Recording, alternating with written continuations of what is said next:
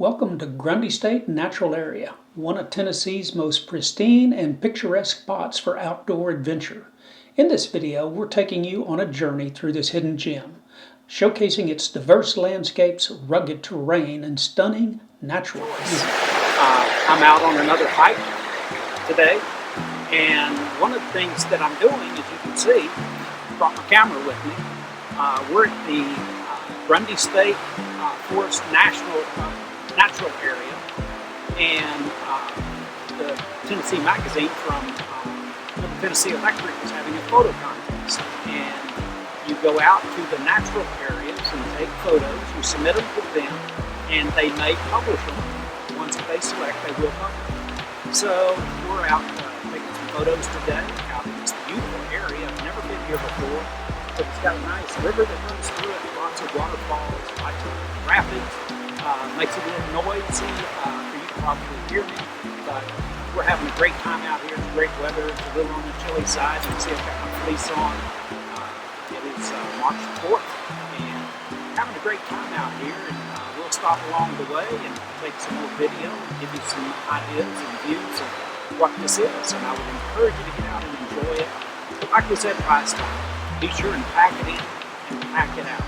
This trail has been very clean, which I'm very appreciative of, because now I can enjoy nature and not what somebody else threw out. So we'll talk to you in a little while.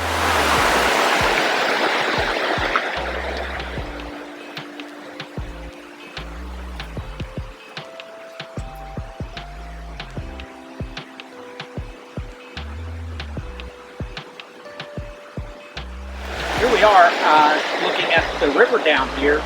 When we first started, the water was kind of flowing this way. Now the water is flowing this way.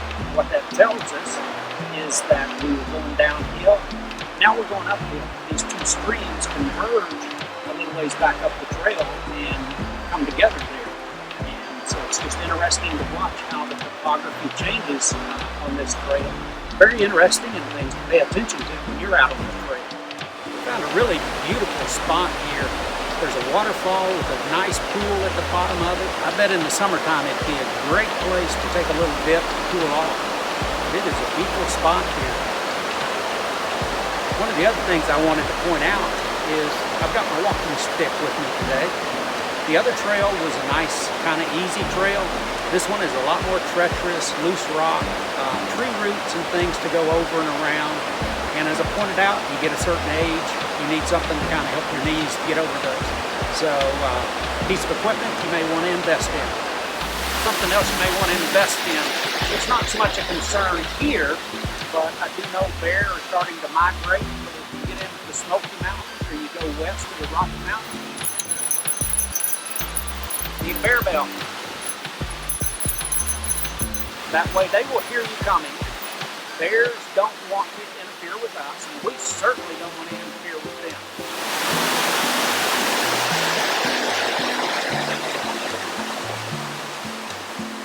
Remember when we were on the first trail we talked about over at Thompson Station? I talked about blazes and knowing which blaze would tell you which trail. As you can see, we've got a blaze here of double diamonds. That's one trail. Now if you'll follow me up here,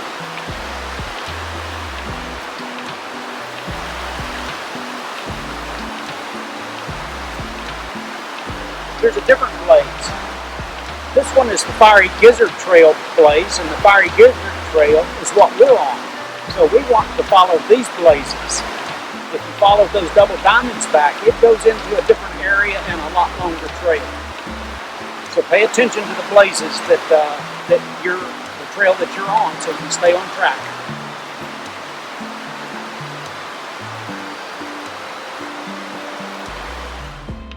I just wanted to show you what the elevation change was. I'm about 20-25 feet from the camera, and I'm probably 4 feet higher than the camera. So the elevation change is coming, and another good reason to have a walking stick is to help you navigate those steep terrains like this. So I think we're in for a breathtaking walk, so come enjoy it with us. Steep climbs, you exert a whole lot more energy. Starting to get a little warm, but I layered up this morning so that I could get out a little bit early while it was still cool and crisp. Now it's starting to warm up, temperature is, but also this work coming up this steep incline has really created some energy burn. So starting to strip down, but make sure you're prepared for all kinds of weather that you may come in. I've even got a rain poncho just in case it does rain or get damp. I knew it wasn't going to today, but I just carry those just in case. You never know. Be prepared. We're going to take a little detour off the Fiery Gizzard Trail and go to the Civilian Conservation Corps campground.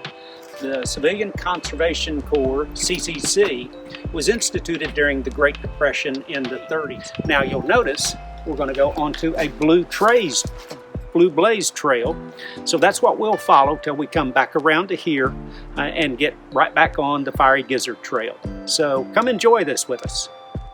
This is the first stop along the CCC tour, and this is the bathhouse and latrine. And the way it's kind of laid out, you've got an area they think was probably the restroom area, then you've got a washroom, a changing room, and a shower area. And they had a very unique system. It's not that unique because septic systems use that today, of how they treated this waste and filtered the water to make sure it was clean and sanitary before it went on downhill. Now you may ask, what were the men doing here? What were they doing here working? Well, they came to clear some areas and to do some work here, but a gentleman in Tracy City actually came up with a plan, and he purchased an old coal processing facility, donated it to the state of Tennessee, and then used these men, paid these men to transform that into what is now Grundy Lake's portion of the South Cumberland Park. So they did a lot of good work. It gave them a sense of self-worth by being able to work, earn money to send back home to support themselves, their families. So that was a good program for the 30s when it was really needed during the Great Depression.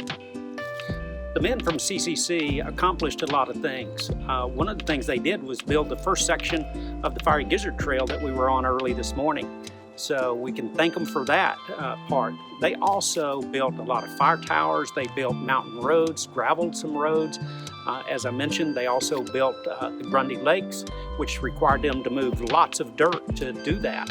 So they remained active in building things, doing things, which helped them accomplish and build a lot of skills that later became useful to them, because most of the men, if not all, ended up in World War II. Because of the skills that they learned, the education they got, many of them were able to excel in the military. So it was a good thing. Now, World War II brought an end to the CCC because they were all used during the war. They came back and all the industrial stuff started happening here, and they were employed in a lot of different places. So the CCC was a good start for a lot of people that were otherwise needed a job, needed to be able to support their family, and they found it through the CCC. Well, here we are back on the Fiery Gizzard Trail. Notice the blaze. We were on a green blaze going around the CCC camp. We just finished the trail. What I want to ask is, if you like what we're doing out there, give us a thumbs up, subscribe, go down, make some comments about what you'd like to hear about, what you'd like to see, and finish the trail. We're just a short distance from the parking lot, but I hope you enjoyed what we did today.